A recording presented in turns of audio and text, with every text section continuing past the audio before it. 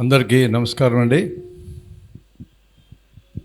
ఈరోజు ఈ కార్యక్రమం ఇక్కడ రూపుదిద్దుకోవడానికి పెద్ద బాధ్యత రమణమూర్తి గారు ఎత్తనేసుకున్నారు. వారి టీం, జయభారత్ టీం ఇక్కడ చాలా చక్కగా పనిచేస్తూ ఆ టీంకి నాయకత్వం వహిస్తూ రవీంద్ర అప్పారావు గారు ఇక్కడ ఈ పని సులభమయ్యేటట్టు చేశారు. చాలా చోట్ల నుంచి మా ప్రజాస్వామ్య పరిరక్షణ ఐక్యవేదిక భాగస్వామ్య సంస్థ మిత్రులందరూ ఇక్కడికి వచ్చారు. సత్యాన్వేషణ మండలి ప్రధాన బాధ్యులైన సురేంద్ర గారు దాకా పైన కూర్చున్నారు, ఎదురుగున్నారు. ఆయన జయభారత్ బాధ్యులు లోక్నాథ్ గారు ఎక్కడో కూర్చొని ఉన్నారు, ఒకసారి కనపడండి, వాళ్ళకి కనపడండి ఒకసారి. అట్లే రజనీ గారు జయభారత్ బాధ్యురాలు, ఆమె కూడా కనపడాలా. ఇప్పటిదాకా 10 చోట్ల మేము ఈ మీటింగ్లు పెట్టాము రాష్ట్రంలో. ప్రతి చోట ఒక్క చోట కూడా బీరుపోకుండా, తేడా లేకుండా లోకనాథ్ వచ్చారు, కవితారం ప్రసాద్ గారు వచ్చారు, నేను కూడా హాజరయ్యా. ఇక్కడ రమణమూర్తి గారు ఒక ప్రధానమైన ప్రసంగం చేయాల్సి ఉన్నందున లోకనాథ్ గారు పైకి రాలే, అంతే తప్ప ఆయన చాలా చక్కగా మిగతా మీటింగుల్లో మాట్లాడినాడు, నాకు తెలుసు ఆ విషయం. ఇక జన విజ్ఞాన వేదిక నుంచి మా రాష్ట్ర ప్రధాన కార్యదర్శి విశ్వనాథ్ గారు వచ్చారు, కనపడండి ఒకసారి. విజయవాడ నుంచి అరుణాచలం వచ్చారు, ఎక్కడున్నాడు ఆయన. గుంటూరు నుంచి సేతురామిరెడ్డి వచ్చాడు. రాజమండ్రి నుంచి విశ్వనాథ్ గారు వచ్చారు. చాలామంది వచ్చారు. విజయవాడ నుంచి రంగారెడ్డి ఎదురుగా ప్రజానాట్య మండలి నాయకుడు, ఆయన ప్రజాస్వామ్య పరిరక్షణ ఐక్యవేదికలు పనిచేస్తారు, జీవీలు కూడా పనిచేస్తారు. ఇది ఒక ముఖ్యమైన కార్యక్రమం కింద భావించి అందరు ఇక్కడికి వచ్చారు. మా కోర్ కమిటీ మెంబర్లు సత్యనారాయణ గారు, మా కోశాధికారి శ్రీనివాసరావు గారు అక్కడ కూర్చొని ఉన్నారు. దీన్ని ఒక సక్సెస్ఫుల్ ప్రోగ్రాం కింద జరిపి ఈ మాటలన్నీ మేము చెప్పే మీరు విన్నాక ఇలాంటి ఒక సంస్థలో పనిచేస్తే బాగుండని మీకు అనిపిస్తే బలవంతమేమీ లేదు. భోజనమైనాక 2 నుంచి 4 దాకా మీరు కూర్చోండి. ఈ వేదిక పనిచేసే విధానం మీకు పరిచయం చేస్తాం. ఇక్కడ ఈ జిల్లా యూనిట్ని బలంగా తయారు చేయడానికి మీ వంతు సహకారం కూడా మాకు ఇవ్వండి అని మేము మిమ్మల్ని అభ్యర్థిస్తున్నాం. అందుకోసమే ఈ కార్యక్రమాన్ని రోజంతా కార్యక్రమం కింద మేము మార్చుకున్నాం. ఇదివరకు జరిగిన 10 చోట్ల కొన్ని చోట్ల అలాంటి మీటింగ్లు జరిగినాయి, కొన్ని చోట్ల జరగలేదు. ఇక్కడ పరిపూర్ణంగా జరగాలనే ఉద్దేశంతో మేము ఈ ప్రయత్నం చేస్తూ వచ్చాం. దయచేసి మీ సహకారాన్ని మేము కోరుతున్నాం. నాకంటే ముందు మాట్లాడిన రమణమూర్తి గారు నా పనిని కొంత తగ్గించారు, చాలా సంతోషం. నేను కొన్ని ముఖ్యమైన అంశాలు మీ ముందు పెడతా. మాకున్న సమాచారం అసోసియేషన్ ఆఫ్ డెమోక్రాటిక్ రైట్స్ అనే ఒక స్వచ్ఛంద సంస్థ, ఓట్ ఫర్ డెమోక్రసీ అనే మరో స్వచ్ఛంద సంస్థ, వాళ్ళు ఎలాబొరేట్ రిపోర్టులు ఇచ్చారు ఎన్నికల విధానం మీద. అవి డాక్యుమెంట్లు నెట్లో దొరుకుతాయి. వాళ్ళు అనేక ఫిర్యాదులు ఎన్నికల తీరు మీద వాళ్ళు రైజ్ చేసిన వాటికి ఇంతవరకు ఎలక్షన్ కమిషన్ ఆఫ్ ఇండియా సమాధానం చెప్పలే. వాళ్ళు తప్పు రిపోర్టులు ఇచ్చారని భావిస్తే వాళ్ళని డైరెక్ట్గా బుక్ చేయొచ్చు, ఏం ఇబ్బంది లేదు. మేము తప్పు చేయలేదు, వీళ్ళే తప్పు చేశారని ఎన్నికల కమిషన్ ఆఫ్ ఇండియా మాట్లాడవచ్చు. ఇంతవరకు నోరు తెరవలేదు. అంటే వీళ్ళు చెప్పింది కరెక్ట్ అని దాని అర్థం కాదు, వాళ్ళు మాట్లాడదలుచుకోలే, అంతవరకే ప్రూవ్ అయింది. అలా ఎందుకు మాట్లాడడం లేదు అనే క్వశ్చన్ ఒకటి ఉంది. ఓటింగ్ మిషన్ని హ్యాక్ చేసి కొంతమంది తమకు అనుకూలంగా ఓట్లు వేయించుకునే అవకాశం ఉందని ఒక వాదన జరుగుతూ ఉంది. అట్లా జరగదు అని అంటున్నారు తప్ప, ఇదిగో ఈ మిషన్ని ఫలానా ఎన్నికల్లో వాడినాం, ఈ రిపోర్టు భద్రపడి ఉంది, దీన్ని జీరో చేస్తాం, దీన్ని మీరు హ్యాక్ చేసి మాకు చూపించండి అనే ఛాలెంజ్ని ఎన్నికల కమిషన్ ఎందుకు తీసుకోవడం లేదో మాకు అర్థం కావటం లేదు. వన్స్ ఫర్ ఆల్ క్లోజ్ అయిపోద్ది ఆ ఇష్యూ. ఎవరు పడితే వాళ్ళు ఇష్టం వచ్చినట్టు మాట్లాడే అవకాశం మీకు ఉండదు. ఎన్నికల కమిషన్ స్వతంత్ర ప్రతిపత్తి గల రాజ్యాంగ వ్యవస్థ. రాజ్యాంగాన్ని అంగీకరించడానికి ముందే పనిచేయటం మొదలెట్టింది దేశంలో. అంత విలువైన సంస్థది. కొన్ని దశాబ్దాల పాటు దీని మీద ఏ ఫిర్యాదులు లేవు. ప్రైమ్ మినిస్టర్ ఒక్కరే ఒక దశలో ఎన్నికల కమిషన్ ఒక్కరు ఉన్నప్పుడు ఎంపిక చేశాడు. అలా టిఎన్ శేషన్ ఎంపిక చేసింది కూడా ప్రైమ్ మినిస్టరే. టిఎన్ శేషన్ అంటే టెర్రర్. ఎన్నికల కమిషనర్గా అద్భుతంగా పనిచేసేది జనమందరూ అనుకున్నారు. సరే, అది కొంతమంది రాజకీయ నాయకులకు ఇష్టం ఉండకపోవచ్చు.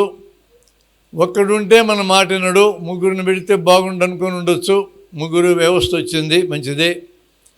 ఇప్పుడు కూడా ఎవరు ఎన్నిక చేస్తారు ఈ ముగ్గురిని అనే దాన్ని బట్టి ఆ విధానాన్ని నేను తప్పట్టంలా. ఆ విధానం తయారు చేసిన ఎన్నికల కమిషనర్లు ఎలా ప్రవర్తిస్తారనే దాన్ని బట్టి తప్పట్టాలి, లేదా మెచ్చుకోవాలి. 2023లో సుప్రీంకోర్టు దగ్గరికి వచ్చిన ఎన్నికల కమిషన్ మీద వచ్చిన వివిధ ఫిర్యాదులన్నీ వాళ్ళు చూసి ఒక సమగ్రమైన చట్టం ఉండాలి ఎన్నికల కమిషన్ పనితీరు మీద అని సుప్రీంకోర్టు భావించి ఓ సమగ్రమైన చట్టం చెయ్యండి అని కేంద్ర ప్రభుత్వాన్ని అడిగింది. ఇక తప్పదు, చట్టం చేయాలా. అప్పటిదాకా ఎన్నికల కమిషనర్లని ఎవరు ఎంపిక చేయాలా అనే డైరెక్టివ్ కూడా సుప్రీంకోర్టు ఇచ్చింది. ప్రధాన న్యాయమూర్తి ప్రజల నుంచి వచ్చాడు, ఆయన అపోజిషన్ లీడర్ ఆయన ప్రజల నుంచి వచ్చాడు. వీళ్ళిద్దరుగాక ఒక ఇండిపెండెంట్ వ్యవస్థకు నాయకత్వం వహించే సుప్రీంకోర్టు ప్రధాన న్యాయమూర్తి మూడో వ్యక్తిగా ఉండాలి అని సూచన ఇచ్చారు వాళ్ళు. అంటే ప్రధాన మంత్రి నాకు అనుకూలంగా ఉండేవాళ్ళు వస్తే బాగుండు అనుకునే అవకాశం ఉంది. రూల్ అవుట్ చేయలేం, ఎందుకంటే దేశంలో అలాంటివి చాలా జరుగుతున్నాయి కాబట్టి. అపోజిషన్ లీడర్ తనకు అనుకూలం ఉండే కమిషనర్లు వస్తే బాగుండు అనుకునే అవకాశం ఉంది. ప్రధాన న్యాయమూర్తి న్యూట్రల్ పర్సన్, లేదా నిరుపక్క మొగ్గడో నిష్పాక్షికుడు అనే పేరుంది మన దేశంలో. కాబట్టి ఈ నిష్పాక్షికుడు ఇక్కడ ఉంటే అటు ఇటు లాగనీయకుండా ఎన్నికల కమిషనర్ని ఇండిపెండెంట్గా పనిచేసేటప్పుడు వచ్చే అవకాశం ఉంది ఈ డైరెక్టివ్లో. అది నచ్చిందా నచ్చలేదా కేంద్ర ప్రభుత్వానికి నేనైతే చెప్పలేను. కానీ ఆగ మేఘాల మీద 2023 డిసెంబర్ కల్లా చట్టం చేసేసారు. జనవరి 1, 2004 అమలు కూడా అయింది. ఆ చట్టం ప్రకారం ఎన్నికల కమిషనర్లు ముగ్గురిని నియమించే ఆ కమిటీలో ప్రధానమంత్రి ఉంటారు, ఓకే, అపోజిషన్ లీడర్ కూడా ఉంటాడు, ఓకే, మూడవ వ్యక్తిగా సుప్రీంకోర్టు ప్రధాన న్యాయమూర్తి ఉండడు, ప్రధానమంత్రి గారు ఎంపిక చేసుకుని ఒక మంత్రి ఉంటారు. ఇప్పటికే మీకు అర్థమై ఉంటుంది ఇది దేనికి దారితీస్తుంది. దారితీసే ప్రమాదం ఉన్నది. దారితీస్తాను నేను గ్యారెంటీ అనను. ఎందుకంటే ఒక్కరు ఎన్నిక చేసినప్పుడు కూడా మంచి కమిషనర్లు వచ్చిన చరిత్ర మనకు ఉంది కదా. మేము కూడా అట్లే భావించినాం, మంచి కమిషనర్ ముగ్గురు వస్తారు లేని. ఇక జనవరి 1 నుంచి ఎన్నికల కమిషన్ మీద వస్తున్న ఫిర్యాదులు చూస్తూ ఉంటే మా ఆశ నెరవేరలేదేమో అనిపించే అవకాశం వచ్చిందా లేదా. అంటే ఇద్దరు ఒక పక్క ఒకరొక పక్క చేరినారు ఈ చట్టం ప్రకారము అనే అనుమానం ఏర్పడడానికి దారితీసిన ఘటనలు జరిగినాయి. ఈ ఘటనలు చాలా వరకు మేము ఈ డాక్యుమెంట్లో వివరించినాం. ఈ డాక్యుమెంట్ మా ఉమ్మడి డాక్యుమెంట్. ఇది పేపర్ మీద మేము అక్షరం పెట్టినాక ప్రతి అక్షరానికి మా సంస్థ బాధ్యత వహిస్తుంది. కాబట్టి ఇందులో ప్రతి వాక్యాన్ని ఎవరైనా ఛాలెంజ్ చేస్తే ఎన్నికల కమిషన్తో సహా ఎవరు ఛాలెంజ్ చేసినా నిలబడడానికి మేము సిద్ధంగా ఉన్నామని దాని అర్థం. ఈ మాట నేను ఒక్కనే మాట్లాడడం లేదు, మా సంస్థ ఒకటే మాట్లాడడం లేదు. అసోసియేషన్ ఆఫ్ డెమోక్రాటిక్ రైట్స్ మాట్లాడుతూ ఉంది, ఓట్ ఫర్ డెమోక్రసీ సంస్థ మాట్లాడుతూ ఉంది. ఈ రెండు సంస్థలే కాకుండా ఎన్నికల కమిషన్కి వెబ్సైట్లోంచి సమాచారం సేకరించుకున్నాం మేము. ఈ 3 సోర్సుల నుంచి సమాచారం సేకరించుకున్న వాళ్ళు చాలామంది కూడా ఈరోజు పబ్లిక్లు ఏం మాట్లాడుతున్నారంటే, మేము మాట్లాడే ప్రతి వాక్యానికి మేము బద్ధులుగా ఉన్నాం, ఎన్నికల కమిషన్ రావచ్చు ముందుకంటున్నారు. ఎన్నికల కమిషన్ వీళ్ళు మాట్లాడే తప్పని భావిస్తే వీళ్ళందరినీ బుక్ చేయొచ్చు, ఇంక్లూడింగ్ అవర్ ఆర్గనైజేషన్. మేము అడుగుతున్నాం, ఈ దేశంలో మాట్లాడే స్వేచ్ఛ ఉన్నది, రాజ్యాంగం ఇచ్చింది. మాట్లాడే అంటే బూతులు తిట్టే స్వేచ్ఛ లేదు. ఆ స్వేచ్ఛను మేము ఏ రోజు కోరుకోలేదు, మేము అలా మాట్లాడడం కూడా. సంస్కారయుతమైన భాష మేము మాట్లాడతాం, మేము విమర్శిస్తాం, తప్పులు చెప్తాం, ఒప్పులు చెప్తాం. ఆ హక్కు మాకుంది, రాజ్యాంగం మాకు ఇచ్చిన హక్కు.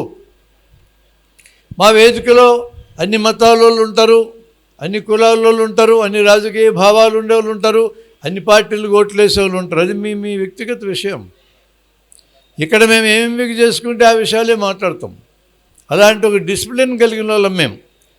ఎవరైనా మాట్లాడలేండి, ఈ దేశంలో సరైన విషయం, జ్ఞాన విషయంలో సరైనది మాట్లాడితే స్వీకరిస్తాం, తప్పు మాట్లాడితే పక్కన పెడతాం.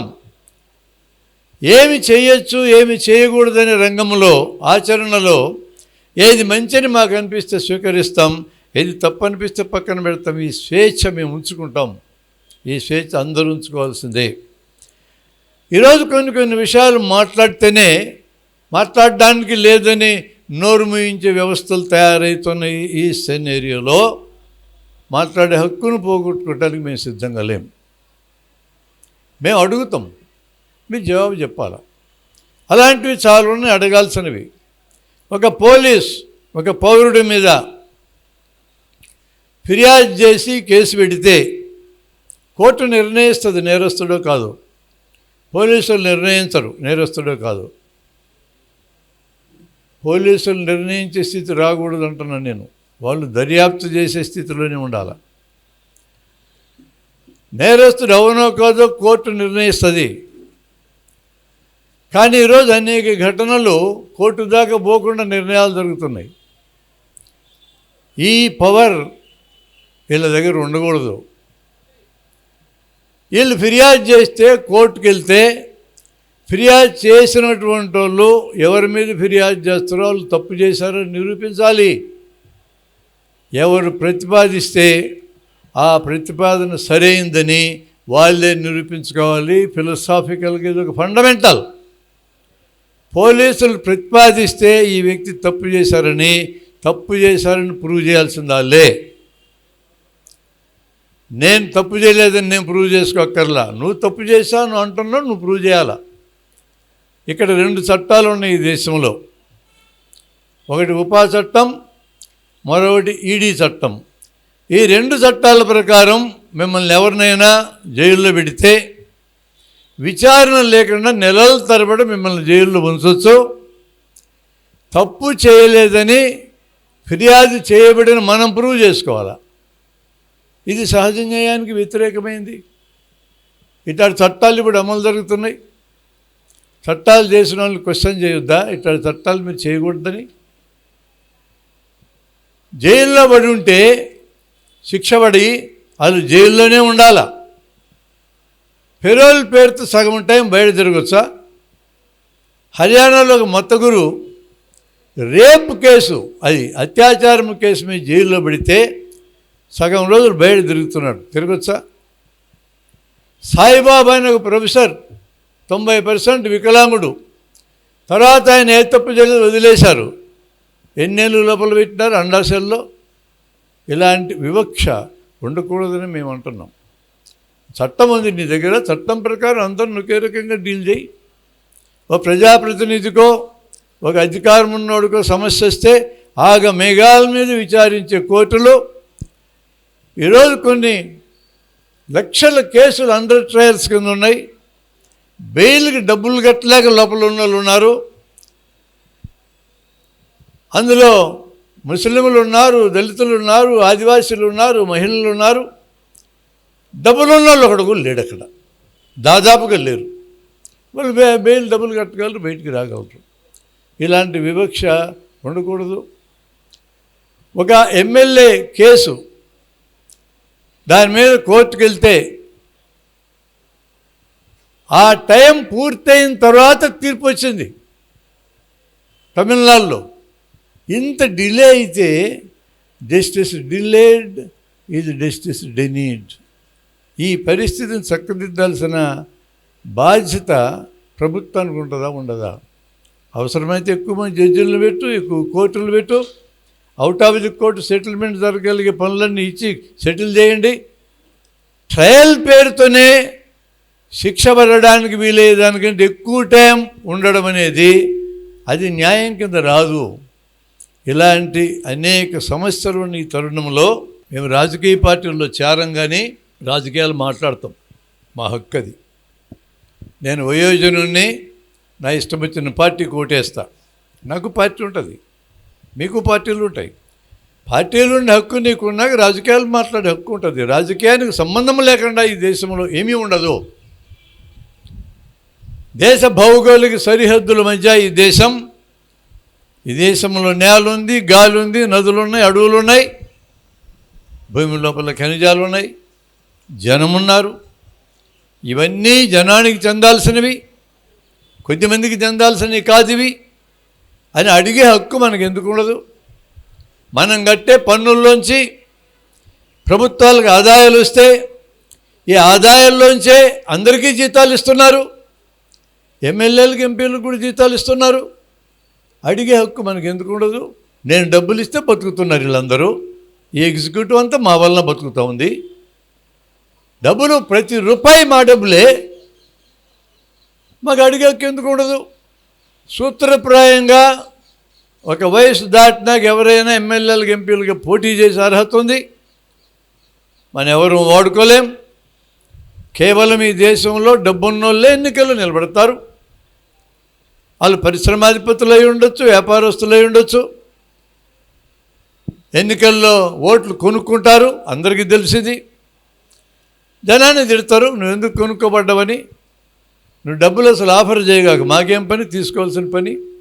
ఎలాంటి ఇరకాటంలో జనాన్ని పెడతారు. ఎవడోడు డబ్బులు ఆఫర్ చేస్తే తీసుకోకపోతే నువ్వు మా పార్టీ కాదు అని గుర్తుపెట్టుకొని తర్వాత పరిస్థితి చేస్తారని భయం. అందుకని అందరి దగ్గర సమానంగా తీసుకుంటారు, బుద్ధి పుట్టినోడు కొట్టేస్తారు. వాడి సమస్య అది. అంతేకాదు వాడికి ఇంకో సమస్య ఉంది. ఈ ఎన్నికైన పెద్ద మనుషులు 5 ఏళ్ళ దాకా కంటికి కనపడరు, కాబట్టి ఇప్పుడు ఇది తీసుకుని 2000 3000 మాకు గతి అనుకుంటున్నారు. అలాంటి స్థితిలో జనాన్ని ఎందుకు నెట్టినారు మీరు?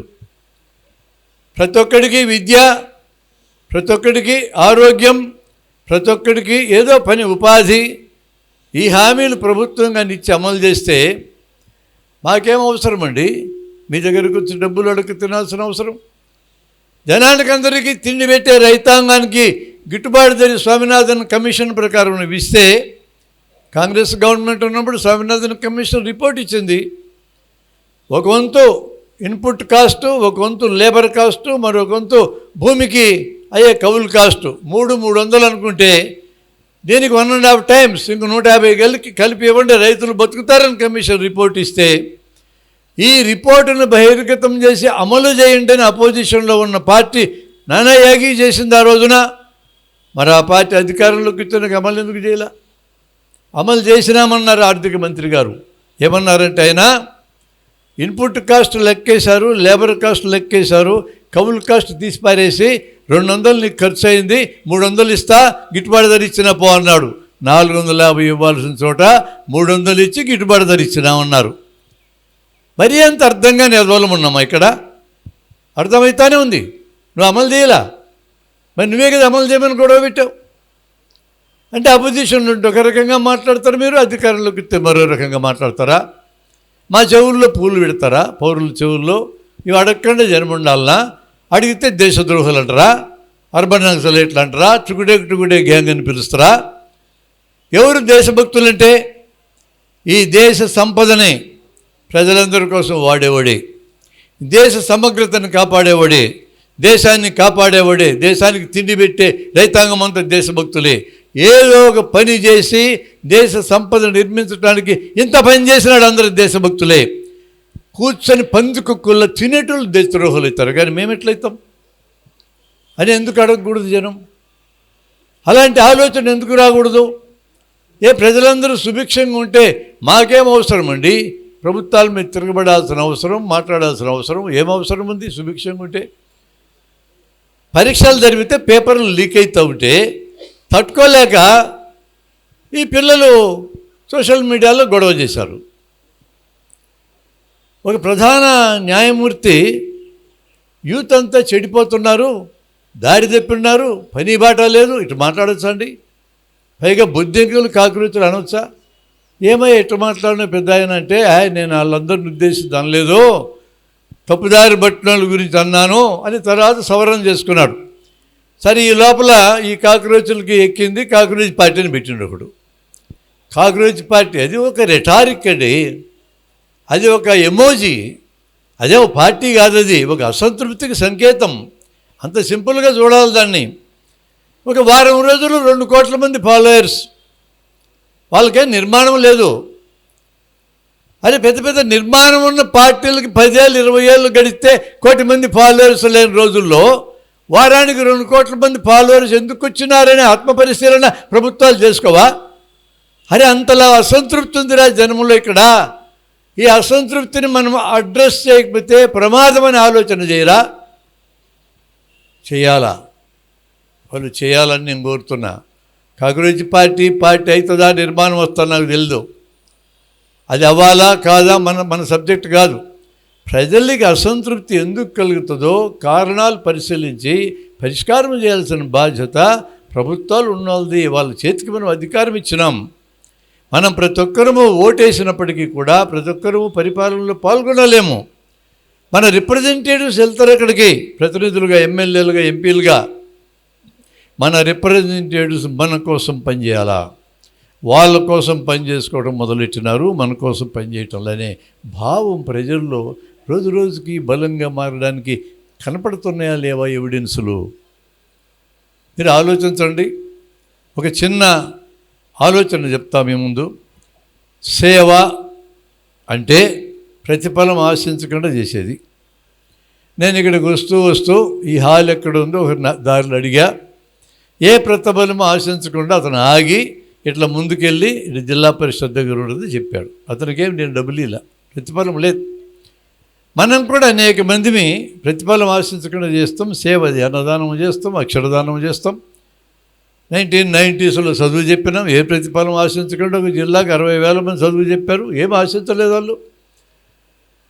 ఒక రాజకీయ నాయకుడు ఎమ్మెల్యేగా నిలబడుతున్నాడు, ఎంపీగా నిలబడుతున్నాడు, నా దగ్గరకు వచ్చి నాకు నమస్కారం పెట్టి మీకు సేవ చేసే అవకాశం నాకు ఏంటి, అర్థం ఏంటి? నేను ప్రతిఫలం ఆశించకుండా మీకు సేవ చేస్తాననే కదా అర్థం. నాకు అట్లా అర్థమైంది. మనం అవకాశం ఇచ్చినాం కదా, గెలిపించినాం కదా, ప్రతిఫలం ఆశించకూడదు కదా. నాకు ఎట్లా అర్థమవుతుందంటే వాళ్ళు జీతాలు తీసుకోకూడదు, ఉచితంగా ఫోన్ తీసుకోకూడదు, ఉచితంగా క్వార్టర్లు ఇవ్వకూడదు, వాళ్ళకి రక్షణ కోసం నేను జీతాలు ఇచ్చిన పోలీసులు 50 మందిని పెట్టకూడదు. వాళ్ళకి అంత రక్షణ అవసరం ఏమొచ్చింది? ప్రజల్లోకి ఎందుకు పోలేరు? అంత భయమా ప్రజలంటే? చంపుతారని అంటే చంపేంత పనులు మీరు చేస్తున్నారు, మేమెందుకు అనుకోవాలా? వాళ్ళు పెన్షన్ తీసుకోకూడదు. 30 ఏళ్ళు పని చేస్తే మీకు ఒక్క పెన్షన్ వస్తుంది. ఉద్యోగస్తుడికి 5 ఏళ్ళు పని చేస్తే పెన్షన్ వస్తుంది, తీసుకోకూడదు. 2 పెన్షన్లు తీసుకునే లిస్టు నా దగ్గర ఉంది. ఇప్పుడు 2 పెన్షన్లా అందరు షావుకారులు. మళ్ళీ ఆయన చేయొత్తున్న 4 పెన్షన్లు తీసుకున్నారు ఒకరని. మరి ఇది ఎక్కడికి కూడా పోయా? సేవ చేయడానికి వచ్చినారు మీరు, డబ్బులు అడగకూడదు మా నుంచి. ఇలాంటి ప్రశ్న ప్రజలు ఎందుకు వేయకూడదు? రేపు పొద్దునెట్టాడి 100 ప్రశ్నలు వేస్తారో, ఒకటి కాదు. ఈరోజు అధికారంలో ఉన్న వాళ్ళు 2014లో అధికారానికి వస్తూ దేశాన్ని పందికొక్కుల్లాగా మేసినారు ఇంతకు ముందున్న ప్రభుత్వం వాళ్ళు. రైట్, మేసి ఉంటే మేసి ఉండొచ్చు, అలవాటే కదా. దేశంలో డబ్బులు పట్టుకెళ్ళి లక్షల కోట్లు బయట దాచిపెట్టారు. మొత్తం పట్టుకొచ్చి అకౌంట్కి 15 లక్షలు వేస్తామని ప్రామిస్ చేశారు. నేనేం కల్పించి చెప్పటంలా, నేను చదివిందేది. అకౌంట్కి 15 లక్షలు పడలే, ఇంకా పడలే. ఇప్పటికి 3 ఎన్నికలు అయిపోయినాయి, పడలా. పెట్రోల్ రూపాయికి వస్తాను వాగ్దానం చేసినారు, 100 దాటింది ఎప్పుడో. మొన్న గల్ఫ్ క్రైసిస్ వచ్చినాక పెరుగుతూ ఉంది. అంటే మీరు వాగ్దానాలు చేసి మర్చిపోతారు. అట్లా మర్చిపోకూడదు కదా. మీరు బాధ్యత కలిగిన రాజకీయ నాయకులు కదా. మేమంటే మామూలు అలగా జనం, మేము మర్చిపోయినా అర్థమంది, కానీ మీరు మర్చిపోకూడదు కదా. ఎందుకు అడగకూడదండి? మీరు ఎవరన్నా ఇల్లు కట్టుకుంటే అప్పు తెచ్చుకొని ఆ ఇంటికి ఇన్స్టాల్మెంట్ సక్రమంగా చెల్లించకపోతే నోటీసులు వస్తాయి.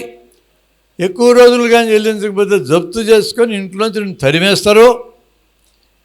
కానీ మనం తినక ఎమర్జెన్సీలో పనికొస్తున్న డబ్బులను బ్యాంకుల్లో దాచుకుంటే ఈ బ్యాంకులు లక్షల కోట్లు కొంతమందికి అప్పులు ఇస్తే ఇప్పుడు దాకా పాత ప్రభుత్వం కొత్త ప్రభుత్వాలు కలిసి ఇళ్ళ సమయంలో 25 లక్షల కోట్లు ఎగ్గొట్టినారు. 25 లక్షల కోట్లు ఎగ్గొట్టింది. కోటి అంటే ఎంతో నాకు తెలియదు. 25 లక్షల కోట్లు అంటే ఎంత బరువు ఉంటుందో, ఎంత స్థలంలో పేర్చితే ఆ ప్లేస్ వస్తుందో బ్యాంకుల్లో పనిచేసే మా మేడం నిర్మల్ లాంటి వాళ్ళు చెప్పాలా. నాకైతే అంచనాకు అందడంలా ఎంత అయిందో డబ్బు. ఎగ్గొట్టారు. ఎంతమందిని జైల్లో పెట్టారండి ఎగ్గొట్టిన వాళ్ళని? 4 తప్పించుకొని నిలిపినారు బయటికి. ఆ 4 గురించి మాట్లాడుతారేంది? ఇక్కడ లక్షల కోట్లు ఎగ్గొట్టినారు, ఇక్కడ తిరుగుతున్నారు కాలర్లు ఎగరేసుకొని. అందులో కాలర్ ఎగరేసుకున్నాయని చెప్తున్నాడు. ఎటువంటి ఎంపీనైనా 2 గంటల్లో కన్విన్స్ చేసి పార్టీ మార్పిస్తానంటున్నాడు ఈ కాలర్ ఎగరేసుకున్న ఆయన. ఎంత ధైర్యం నీకు అలా మాట్లాడడానికి? అంటే ఏ పార్టీలో ఎవరైనా గెలవని, వాళ్ళు డబ్బున్నోళ్ళే, ఇండస్ట్రియలిస్టులు, వ్యాపారస్తులు, ఏదో లొసుగుంటుంది. ఈ లొసుగుంటే ఈడీ కానీ ఐటీ కానీ సిబిఐ కానీ దాడి చేస్తే భయపడతారు. నిమిషాల మీద కన్విన్స్ చేసి చేరుస్తూ అవతల పార్టీలు అంటున్నారు. విచిత్రం ఏంటంటే అపోజిషన్ పార్టీలో ఉంటే కేసులు వస్తాయి, అధికార పార్టీలకు రాగానే వాషింగ్ మిషన్ నిర్మా, ఎవడి మీద కేసులు ఉండవు. నేనేం కల్పించి చెప్పట్ల మిత్రులారా, 100 ఉదాహరణలు నేను ఇవ్వగలను, 100 ఉదాహరణలు. ఇట్టెందుకు ఉందంటున్నా. అంతెందుకని మా బెంగాల్లో ముఖ్యమంత్రి గారు సువేంద్ర అధికారి మీద కేసులు ఉన్నాయి, సిబిఐ ఎంక్వైరీ చేస్తూ ఉంది. పార్టీ మారిన తర్వాత కేసులు ఆగిపోయినాయి. ఇప్పుడు ఆయన ముఖ్యమంత్రి కూడా అయ్యాడు. మరి ఆ రాష్ట్రానికి ఎన్నికల ముఖ్యాధికారిగా ఉన్నాయని తెల్లవారేటప్పటికీ సీఎస్గా మారినాడు. ఎందుకు మారుతాడు అట్లా?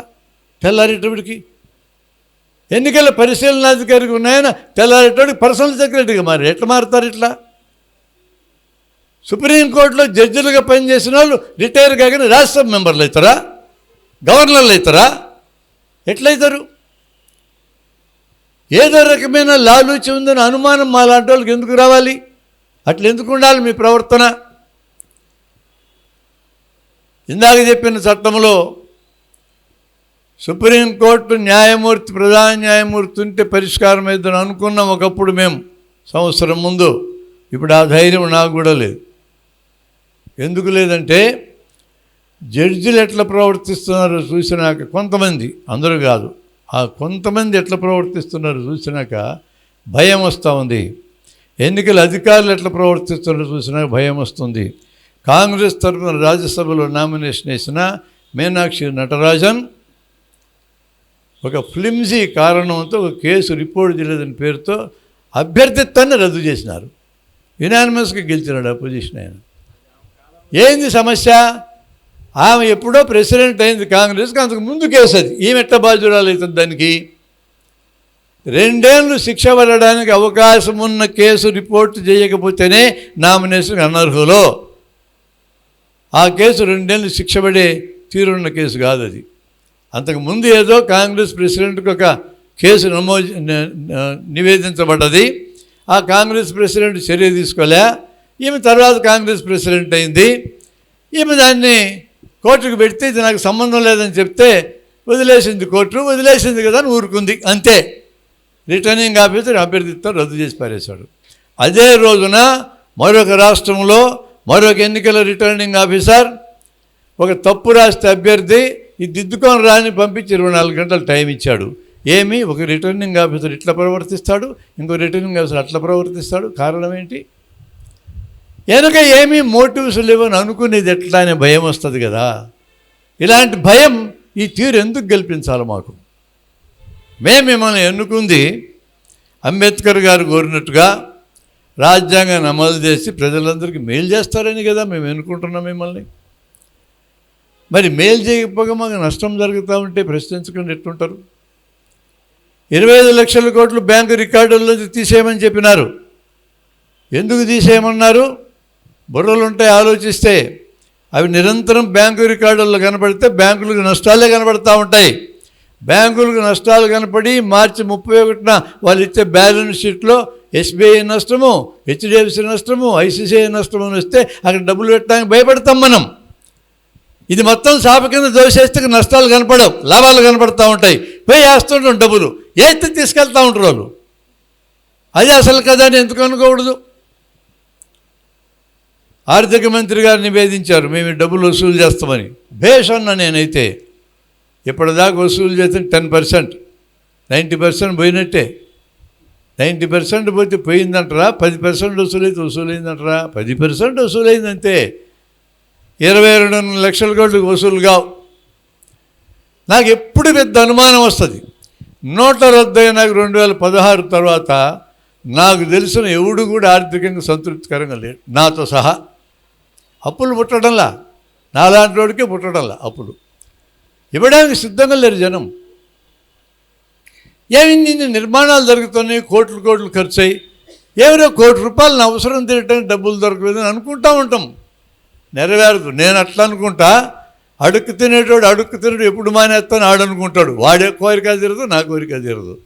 అంత పకడ్బందీ సిస్టమ్ అండి ఇది. ఈ ఆర్థిక వ్యవస్థ అంత పకడ్బందీ ఇది.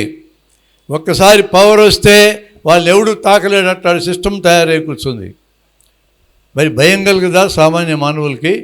అరే మాకు ఉండేది ఒక్కటే ఓటే మా చేతిలో ఉండేది. అసంతృప్తి కలిగితే 5 ఏళ్ళకు ఒకసారి ఈ ఓట్లన్నీ అటు కాదు ఇటు తొలగించాలి, అంతే మా చేతిలో ఉండేది. ఎప్పటికప్పుడు ఎన్నికల్లో గెలిచినాడు తప్పు పద్ధతులు ప్రవర్తిస్తే తొలగించే హక్కు మాకు లేదు ఇక్కడ. అలాంటి ఓటే ఉంటుందో పోద్దని అనుమానం వస్తే ఎట్లా? కాకూడదు కదా. తీసేయడం సులభం. నా అనుభవమే ఘోరమైన అనుభవం చెప్తా. ఇప్పుడు వారం నుంచి నా ఓటు సంపాదించుకుంటే తిప్పలు పడుతున్నాను నేను. ఆ బిఎల్ఓ అనేటోడు మా ఇంటికి వచ్చి కాగితం ఇలా ఒక వారం చూసి నేనే మనిషిని పంపిస్తే కాగితాలు ఇంటింటికి ఇవ్వడానికి మాకు టైం లేదండి, మా బంధువుల ఓట్లే ఉంటాయో పోతే తెలుసుకుంటే సస్తా ఉంటే మీ ఓట్లు మేము ఆడపరుచుకోవాలా అన్నాడు మా ఓటుతో. మరి నాయనో కొంప మునిగేటట్టుంది రాని కాగితం పట్టుకొచ్చినాడు బిఎల్ఓ దగ్గర. అది చూసి 87 కంటే ముందు నాకు ఓటు ఉంది కాబట్టి 51లో పుట్టినా నేను. అదే నాకేం భద్రత ఉంటుందో అనుకొని పేరు రాసిన వివరాలు రాసిన ఈ ఎన్నికల కమిషనే ఇచ్చింది ఒక పత్రం, అది కూడా రాశా. అది కూడా జల్లదంట. మీరు ఇచ్చినారు కదా, జట్ట జల్లదంటున్నాడు. అవు మేము ఇచ్చినా జల్లదు. మరి మీ గవర్నమెంటే కదా ఆధార్ ఇచ్చింది, అది జల్లదు. మీరే కదా రేషన్ కార్డు ఇచ్చారు, అది జల్లదు. మరి ఏం జల్లుతుందయ్యా? పాస్పోర్ట్ జల్లుతుంది. పాస్పోర్ట్ అప్లై చేయాలంటే ఆధారే కదా మూలం. ఆధార్ జల్లదు, పాస్పోర్ట్ జల్లుతుంది. ఎట్లా అర్థమవుతుంది మీకు ఈ భాష? నాకు అర్థం కాని భాష ఇది. ఇప్పుడు పాస్పోర్ట్ కూడా పౌరసత్వానికి జల్లదంట. పౌరసత్వానికి ఆధార్ జల్లదు, ఓటర్ కార్డు జల్లదు, పాన్ కార్డు జల్లదు, పాస్పోర్ట్ జల్లదు. ఏమి జల్లుతుంది పౌరుడు అని చెప్పడానికి? నువ్వు పుట్టిందే సర్టిఫికేట్ దే. అది నా సర్టిఫికేట్ 17/1951. నేను పుట్టింది నాకే తెలియదు, మా టీచర్ రాసిండు. అట్లా ఎంతమందికి రాసిండో నా టీచరు. పుట్టిన తేదీలు ఎంతమందికి తెలుసు అసలు? మా నాయన పుట్టిన తేదీ అమ్మన్నాడు. మళ్ళీ బిఎల్ఓని అడిగితే మా నాయన పుట్టిన తేదీ నాదే తెలుసు సోదరా. ఎస్ఎల్సీ చదివినాను కాబట్టి వాడు పత్రం ఇచ్చినాడు పుట్టిన తేదీ, కాబట్టి నేను బతికిపోయినా. మా నాయనది ఎక్కడ తేవాలి నేను? నువ్వు ఇప్పుడు కానీ ఈ జూలై లోపల నువ్వు పూర్తి చేసుకోకపోతే నీ ఓటు బీకేస్తాం, నువ్వు మళ్ళీ అప్లై చేసుకోవాలంటే నాన్న తిప్పలబడాలని వార్నింగ్ ఇచ్చాను నాకు. నాలాంటి వాళ్ళు ఇట్టాడు వార్నింగ్లు సంపాదించుకున్నాక మీలాంటి వాళ్ళు పరిస్థితి ఏంది? ఈ మధ్య మేము పొద్దుటూరులో మీటింగ్ పెట్టినాం. మా ప్రసాద్ ఎస్ఐఆర్ గురించి భలే చెప్తాడు. అంతా ఇన్నాక పొద్దుటూరులో 350 మంది ఒక్కడికి అర్థం కాల. బాగానే చెప్పిండు ఆయన, అన్ని వివరాలు. అసలు ఈ ఓటు మా జన్మకి రాదని తీర్మానించుకున్నారు 350 మంది. గంటన్నర క్వశ్చన్లు వేసినారు. సంతృప్తిగా జవాబు దొరికిందో లేదో నాకైతే తెలియదు. నాకు మాత్రం కన్ఫ్యూజన్ వచ్చింది పొద్దుటూరు అయినాక. మా ఇంటికి వెళ్ళి ఓటు కోసం తిప్పలబడ్డ ఆ రోజు నుంచి ఇప్పటికి పూర్తిగాల మా వాడు ఏం చేస్తాడో తెలియదు. ఓటు వేయం లేకపోయినా ఎట్టంటాం? ఒకప్పుడంటే అన్నా పర్వాలేదు, ఎవడోడు తలకాయ ఉన్నాడు పరిపాలిస్తున్నాడులే, మరీ అంత అన్యాయం చేయలేని ధైర్యం ఉండేది. ఇప్పుడు భయం వేస్తుంది కదా నాకు. కాబట్టి ఓటు వేయాల్సిందే ఎవడికొకడికి. ఎవడు నచ్చుతాడికి, నా ఇష్టం వచ్చినోడికి వేసుకుంటా, అది నా ఇష్టం, అది తప్పేం లేదు అందులో. ప్రజాస్వామ్యయుతంగా నిష్పక్షపాతంగా ఎన్నికలు జరగాలని కోరుకుంటాం. నాకు నచ్చని పార్టీ గెలిచిందనుకో, గెలవని, నేను ప్రజల్లో ప్రచారం చేసి ఈ పార్టీ మంచిది కాదని ఓడించడానికి ప్రయత్నం చేస్తాను. అంతేగాని మ్యానిపులేషన్ చేసి తప్పుడు పద్ధతుల్లో గెలవాలనే ప్రయత్నం నేను చేయను, ఎవరిని చేయలేను. అంతే, అక్కడ ఉండాలి మనం. ఒకసారి ఆ తప్పుడు పద్ధతిని అనుమతిస్తే మనము అందరూ చేస్తారు. ఇక రాజ్యాంగం ఎందుకు రాసుకున్నాం? 2 నెలలు తిప్పలు పడి పెద్ద పెద్ద లవ్ మాటలు ఎందుకు పెట్టుకున్నాం దాంట్లో? కాకపోతే అంబేద్కర్ అప్పుడే వార్నింగ్ ఇచ్చాడు. మేము మంచి రాజ్యాంగం రాయడానికి ప్రయత్నం చేశాము, అంత మంచిగా ఉండకపోయినా పర్వాలేదు, ఎన్నుకునే వాళ్ళు మంచి వాళ్ళు అయితే మీకు నష్టం జరగదు.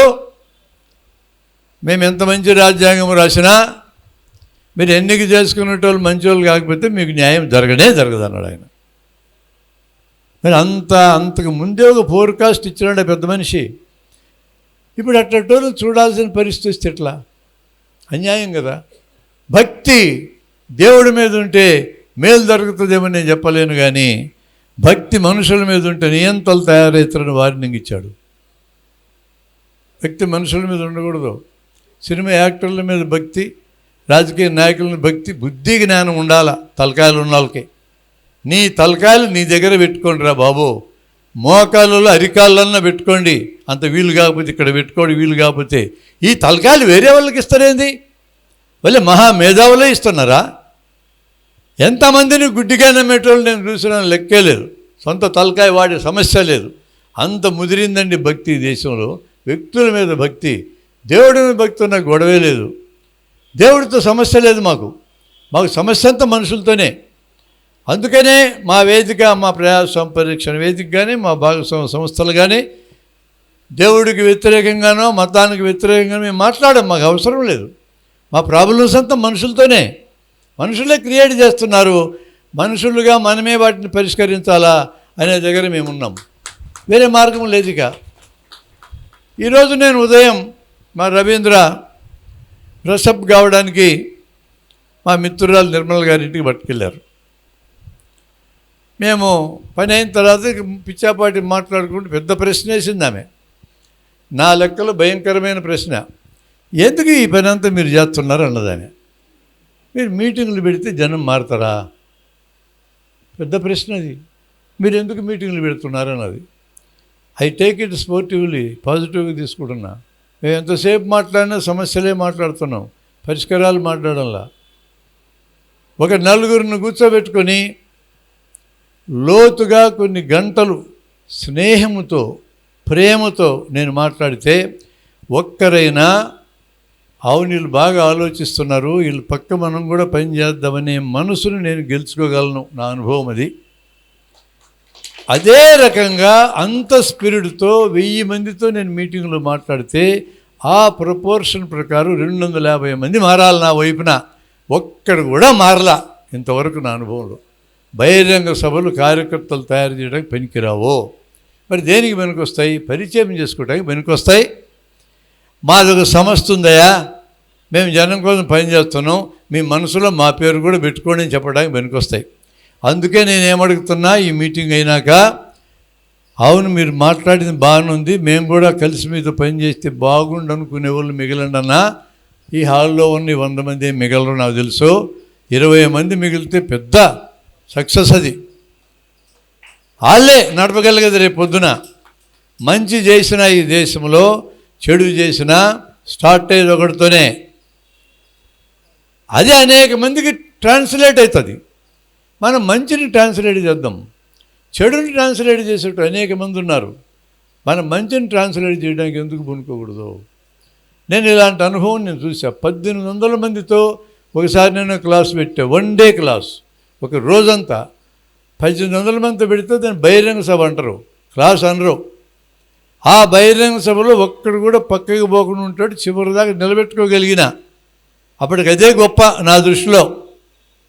తీరా మీటింగ్ అయినాక హోటల్ దగ్గరికి వెళ్తే అది నిర్వహించిన పెద్ద ఆయన, నువ్వు అన్నీ చెప్పినావు కానీ పలానా చెప్పలేదే అన్నాడు. అదే కదా నేను చెప్పిందన్న, ఆ మాట వాడలేదు కదా అన్నాడు. నేను మాట వాడితే ఏముంది, వాడకపోతే ఏం, సబ్జెక్ట్ అంతే అదే కదా అన్న. నచ్చలేదు ఆయనకి, ఇక మళ్ళీ పిలవడం మానేశాడు. 1800 మందిని నిలబెట్టుకోవడం కష్టమే, కానీ 1800 మందిని ఎంతమంది మారి ఉంటారు? మారారు అంతమంది. పర్సనలైజ్డ్ అప్రోచ్, బలమైన స్నేహం, ప్రేమ అభిమానం పునాదిగా కార్యకర్తలతో పనిచేస్తేనే వాళ్ళు మోటివేట్ అయ్యి మా వెంట నిలబడతారనేది నాకైతే అర్థమైంది. నేను ఆ పనే చేస్తూ ఉన్నా. ఎంత టైం పట్టినా తప్పదండి. ఈరోజు అంత సులభంగా లేదు వ్యవహారం. ఇక్కడ చెప్తే అట్టు వచ్చి కూర్చొని ఉద్యమాన్ని నిర్వహించడానికి జనం రెడీగా లేరు. ఆ రకమైన బలమైన బంధం ఉంటేనే అలా రావడానికి వీళ్ళు ఉండాలి. నేను పరిష్కారం దగ్గర మాట్లాడుతున్నా. మరొక పరిష్కారం కూడా మా దృష్టిలో ఉన్నది ఏంటంటే, యూత్ను పట్టుకోవాలా, విద్యార్థులను పట్టుకోవాలా. ఇంకా పూర్తిగా చెడిపోకుండా ఉన్న రంగాలు ఈ రెండు. చెడిపోయినాయి కొంత. విద్యార్థి రంగం ఆల్రెడీ తల్లిదండ్రులు దారి తప్పిస్తున్నా, విద్యాలయాల్లో మనకు చోటు ఉంది, మనం భావజాల నిర్మాణం చేయగలమో, అవకాశం ఉంది. దానికి టీచర్లు కూడా తోడైతే ఒక న్యూ జనరేషన్ క్రియేట్ అయ్యే అవకాశం మనకు ఉంది. ఇక్కడ మనం మాట్లాడే ప్రతి ఒక్కటి విద్యాలయాల్లో మాట్లాడాల్సిందే, ప్రతి ఒక్కటి మాట్లాడాల్సిందే. ఒక పరిష్కారంగా నాకు అది అనిపించింది. ఇక యూత్ మనతో కనెక్ట్ కావటం లేదనే దానికి నాకు కనపడ్డ పరిష్కారం ఏంటంటే,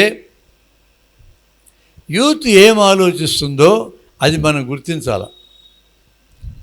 దేశాన్నంతా మారుదాంరా, రాజకీయాన్నంతా మారుదాంరా, ఈ దేశం మంది, తల్లిదండ్రులకు రుణపడి ఉన్నాం, సొసైటీకి రుణపడి ఉన్నాం, టీచర్లకు రుణపడి ఉన్నాం. తలకాయ ఎంతగలిగిన సార్లు మాట్లాడినా వింటారు, బాగుందంటారు. ఈ రుణాలు గినాలు ఎక్కువ తలకాయకి. నాకేంది అంటారు. ముందు నాకేంది, ఈ నాకేంది అనేది నువ్వు మాట్లాడుకుంటే ఏం చెప్పిన ఎక్కదాలకి. విద్యార్థుల దగ్గరికి వెళ్తే నాకు ముందు చదివింది గుర్తుంటాం లేదు సార్, అది చెప్పు నాకు ముందు అంటున్నారు. అది చెప్పి వారిని మన దగ్గరికి తెచ్చుకోవాలా. నాకు ఆల్టర్నేటివ్ కనపడలే. పరీక్షలకు పోయే పిల్లలకి ప్రిపేరేట్ కావాలో అడుగుతున్నారు నన్ను. అక్కడికి వెళ్ళి మాట్లాడితే ప్రిపేరేట్ కావాలో చెప్పి తర్వాత అంతకు మించింది చెప్పాలా. పరీక్షలు రాసేటప్పుడు ఎట్లా ప్రజెంట్ చేయాలో అడుగుతున్నారు, అది చెప్పి ఆ తర్వాత దశ మాట్లాడాలా. నా దగ్గరికి వాళ్ళని తెచ్చుకోవాలంటే ముందు వాళ్ళ దగ్గరికి నేను పోవాలా. ఇక ఆ తర్వాత యూత్ ఇంటర్వ్యూలకు వెళ్తున్నాం సార్, అసలు నోరు తెరిచి మాట్లాడటమే మాకు రావడం లేదు. ఏ కాలేజీకి వెళ్ళి మేము మీటింగ్లు పెట్టి ఇట్లా విద్యార్థులు ఉంటే రండి మాట్లాడుతూ రండి, ఒక్క లేవడండి. ఇప్పుడు వారం క్రితం విజయవాడలో ఒక ఆదిత్య కాలేజ్ అని చోట మీటింగ్ పెట్టి రండి అంటే రానే రారు అసలు. ఒకటి మొదలైతే మిగతా వాళ్ళు వస్తారు. వీళ్ళందరూ రేపు ఇంటర్వ్యూలు చేస్తారట, ఇంటర్వ్యూలో గెలవాలంట. నోరేజారు వారికి, ఇంటర్వ్యూలో ఏం గెలుస్తారు వాళ్ళు? ఇంటర్వ్యూ ఫేస్ చేసేటట్టు నేర్పాలి వాళ్ళకి. అది నేర్పినాకనే ఆడు మన దగ్గరికి వస్తాడు. ప్రజలకు రోగాలు ఉంటే అవి పోగొట్టుకునేటట్టు చెప్పాలా. హార్ట్ అటాక్ సస్తా ఉంటే సావకుండా బతికించేటట్టు చెప్పాలా. పెళ్ళిడికి వచ్చిన పిల్లలకి జీవిత భాగస్వామిని ఎట్లా ఎన్నిక చేసుకోవాలో చెప్పాలా. పెళ్ళి అయినాక భార్యాభర్త తన్నుకుంటూ ఉంటే తన్నుకోకుండా బతికేటట్టు చెప్పాలా. ఇక తన్నుకుంటున్నారు తప్పదని తేలినాక స్మూత్గా విడిపోయేటట్టు చెప్పాలా. వాళ్ళకి అవసరమైన సబ్జెక్టులే అక్కడ నుంచి నిర్మాణం చేసుకోవాల్సిందే. నాకు అంతకంటే చిన్న పని కనపడటం లేదు. మేము ఎంపిక చేసుకున్న దాంట్లో ఇక్కడ కూడా మేము దీంట్లో ఎత్తుక్కోవాల్సింది ఆ ఏరియానే. ఎవరితో డీల్ చేయాలో ఆ ఏరియాలో వాళ్ళని ఎట్లా ఆకర్షించుకోవాలో నా వైపున ఆకర్షణే జరగకపోతే నేను చెప్పాడు ఎందుకంటాడు. ఇప్పుడు మేము మాట్లాడేది చాలా పెద్ద సబ్జెక్టు. భారతదేశంలో ప్రజాస్వామ్యాన్ని కాపాడుకోవాలా, రాజ్యాంగం ఇచ్చినటువంటి ప్రియాంబులు అద్భుతమైన పదాలవి. ఈ పదాలను ఇన్ ఇట్స్ రియల్ మీనింగ్ అమలు జరగాల. నేను చెప్తే కాదండి బాగానే ఉన్నాయంటారు. ఆ రియల్ మీనింగ్ దగ్గరికి జనం రావాలంటే నాకు కనెక్ట్ కావాలా. కనెక్ట్ అయ్యేటట్టు ఉంటేనే జరుగుతుంది పని. ఇలా పరిపాలించడానికి చాలా సులభమైన మార్గాలు ఉన్నాయి. డివైడ్ చేస్తారు ఈజీగా. డివైడ్ కావడం అనే పొటెన్షియల్ ఉంది జనంలో. మతం పేరుతో, కులం పేరుతో, ప్రాంతం పేరుతో, భాష పేరుతో ఈజీగా డివైడ్ చేయగలరు. మనమేమో కలుపుతూ ఉంటాం, వాళ్ళు డివైడ్ చేస్తూ ఉంటారు. ఏం చేయాలో దాన్ని ఎదుర్కోవాలంటే కలపడానికి ఉన్న బేస్ మనం మాట్లాడాలా. 2000 చరిత్ర ఉంది, ఏళ్ళ సంవత్సరాల చరిత్ర ఉంది ఈ దేశానికి. కలిసి బతకడం నేర్చుకున్నాం మనం. ఒకప్పుడు 9 నుంచి 11 శతాబ్దాల దాకా వీరశైవులు, వీర వైష్ణవుల పేరుతో దక్షిణ భారతదేశంలో అటనామాలు, నిలునామాలు కొట్టుకున్నారు కదా. మీకు విశ్వరూపంలో మొట్టమొదట దశావతారం మొదటి సీన్ అదే కదా మీకు కనపడేది. కమలాసన్ నిర్గుణనామాలు అయినా, కులోత్తుంగ చోళ్ళు అడ్డనామాలు అయినా, ఈయన బట్కల్లి విగ్రహానికి సముద్రంలో బారేశాడు కదా, చరిత్ర ఉంది కదా. ఇప్పుడు సర్దుబాటు చేసుకున్నారా లేదా? ఒకే పేరులో శివనారాయణ, శివుడు నారాయణ, ఒక పేరులోనే, ఒక ఇంట్లోనే అన్ని మతాలలో, అన్ని హిందూ మతాలలో బ్రాంచులలో ఉంటారు. అంతగా మనం నేర్చుకున్నాక ఈరోజు మళ్ళీ విడిపోవడం ఏంటండి? బహుళత్వం ఈ దేశానికి బలం, విడిపోవడం బలం కాదు. ఎస్సీలు, ఎస్టీలు, ఆదివాసీలు కానీ, లేదా బీసీలు కానీ, కాపులు కానీ, రెడ్లు, కమ్మలు, ఏ పేరైనా చెప్పుకో, గ్రామాల్లో అందరూ అన్న, అక్క, చెల్లెని కలిసిపోవడం నేర్చుకున్న వాళ్ళు మనం విడదీయకూడదు. ఈ కలిసిపోవడంలోంచి ఇంతకంటే మెరుగైన జీవితానికి జనాన్ని ఎట్టపట్టుకెళ్ళాలి ఆలోచించాలి. ఇది పరిపాలించే వాళ్ళు చేయాలా, వాళ్ళు చేయకపోతే ఆ పని మనం చేయాలా. మనం ఆల్టర్నేట్గా మారాల్సిందే, వేరే షార్ట్ కట్ లేదు. చరిత్ర చాలా పెద్దదండి. చరిత్రలో ఏవి శాశ్వతంగా ఉండవు. రాజులు పోయినారు, బానిస యజమానులు పోయినారు. 200 ఏళ్ల క్రితం హైదరాబాద్ను అద్భుతంగా పరిపాలించిన అలీఖాన్ లేచిపోయినాడు, నిజాం నవాబ్. ఇప్పుడు ఆయన వారసులు దిక్కులేరు, పోతాయి. మన జీవితాలు చిన్నవి కాబట్టి నేను బతుకున్నప్పుడు చూడలేదే అంటాం మనం. నాకు ఆ తొందర లేదు. ఆరోగ్యంగా ఉంటే ఎప్పటికైనా మనకు బలం వస్తుంది. మన ఆలోచన ఆరోగ్యంగా ఉండాలా. ఈరోజు బలంగా ఉండొచ్చు పరిపాలించేటోళ్ళు, అనారోగ్య ఆలోచనలో ఉన్నారు, పతనం కాక తప్పదు. నేను చెప్పేది కాదు ఇది. దుష్ట సమాజం ఎప్పుడు ఏర్పడ్డా అది పతనం కాక తప్పదు, ఎవడు ఆపలేడు దాన్ని. అటువంటి ఒక ఆశతో మనం పనిచేయాల్సిందే. ఇప్పుడే రిజల్ట్ వస్తారా చెప్పలేం. హిట్లరు కొన్ని కోట్ల మంది సావుకు కారణమైనాడు. 60 లక్షల మంది యూదులను చంపించినాడు, గ్యాస్ ఛాంబర్లో పెట్టి పోయినాడు హిట్లర్. ముసోలిని ఇటలీకి నియంతగా పనిచేసినాడు.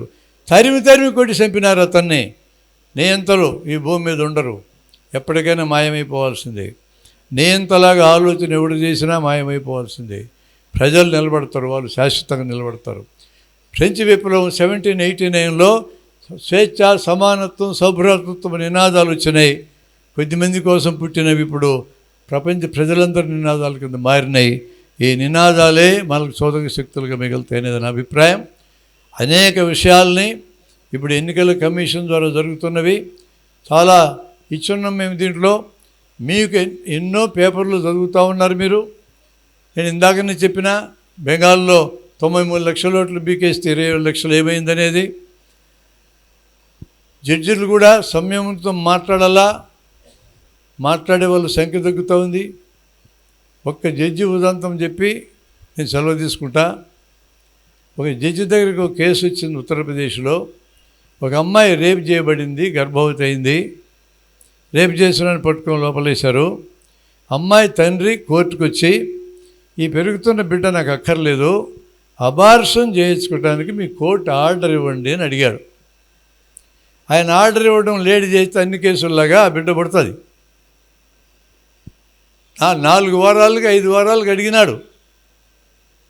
ఆయన ఏం చేశాడు? ఘనత వహించిన జడ్జి గారు రేపు చేసిన కోర్టుకు పిలిపించి అమ్మాయిని పెళ్లి చేసుకో అన్నాడు.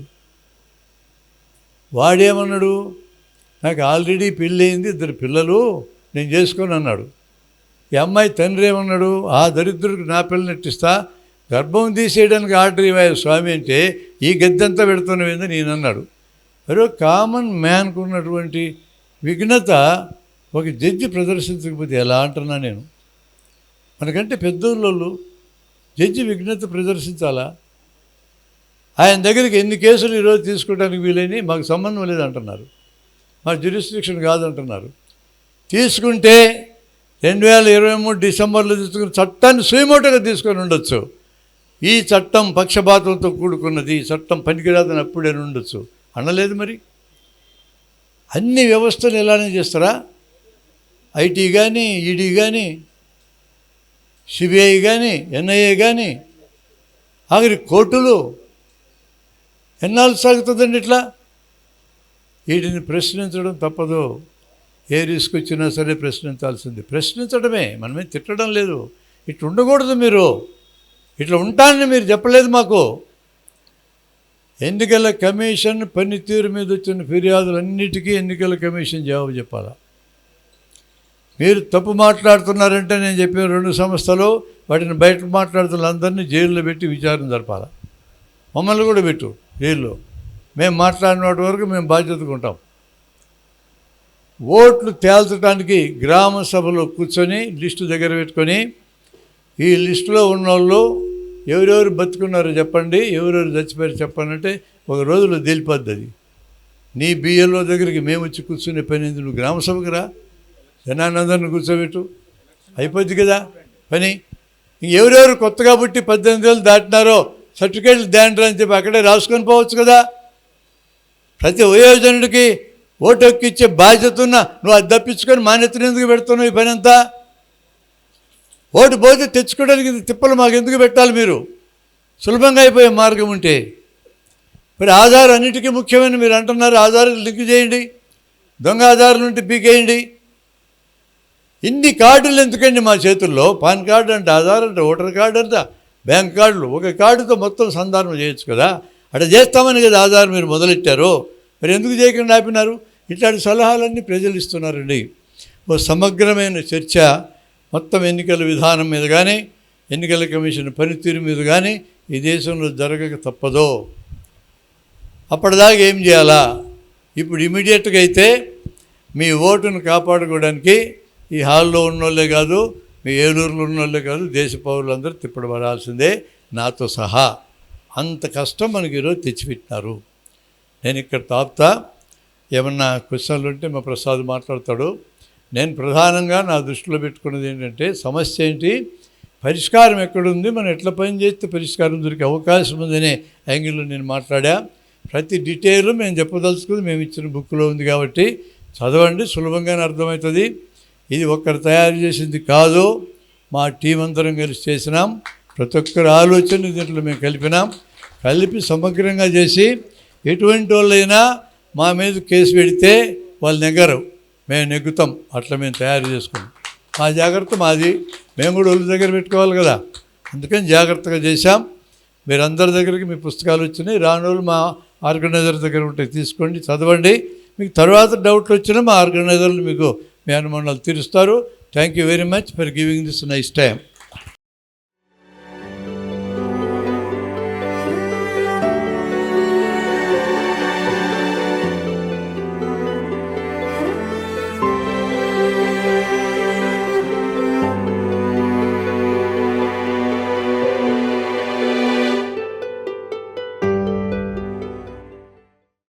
మీ ఆలోచనల్ని మరింత సంపద్వంతం చేయగల ఈ పుస్తకాల్ని మీరు చదివారా?